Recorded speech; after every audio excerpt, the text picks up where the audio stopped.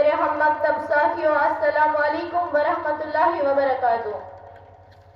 آج جس عظیم و شان موضوع پر مجھے لب کشائی کرنے کا اعزاز مل رہا ہے وہ ہے عظمت قرآن۔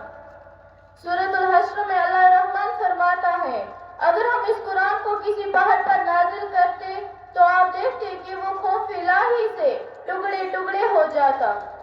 ہم ان مثالوں کو لوگوں کے سامنے بیان کرتے ہیں تاکہ وہ غور و فکر کریں۔ میرے عزیز ساتھیوں، رب العالمین نے قرآن مجید فرقان حمید کو اپنے محبوب رحمت للعالمین محمد صلی اللہ علیہ وسلم پر 23 سال کے عرصے میں نازل فرمایا۔ قرآن کریم ایک مکمل اور جامع کتاب ہے۔ یہ وہ واحد کتاب ہے جس کا ذمہ اللہ پاک نے لیا ہے اور تمام انسانیت کے لیے رہنمائی کا سرچشمہ ہے۔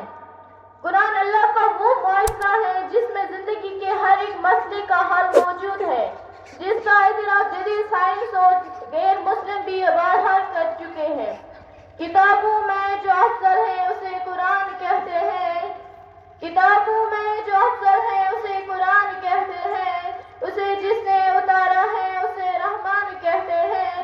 سجا لے اپنے سینے میں جو اس کی 30 سپاروں کو، سجا لے جو اپنے سینے میں جو اس کی 30 سپاروں کو، زمانہ بھر میں اس کو حافظ قرآن کہتے ہیں۔ قرآن کریم کو نازل ہوئے کئی صدیاں گزر چکی ہیں، لیکن اس کی آیت میں ذرا برابر بھی فرق نہیں آیا اور نہ ہی کبھی آئے گا۔ قرآن کریم کی عظمت اور شان کو لفظوں میں بیان کرنا گویا سورج دکھانے کے مترادف ہے۔ قرآن مجید کتابوں کی سردار خالق کائنات کا کمال، دنیا کے لیے معجزہ خلا کا راستہ، سینوں میں محفوظ ہو جانے والا کلام، حق اور سچائی کا پیغام، بنی نوع انسان کے لیے ہدایت کا ذہن کی پوری انسانیت کے لیے خیر ہی خیر ہے۔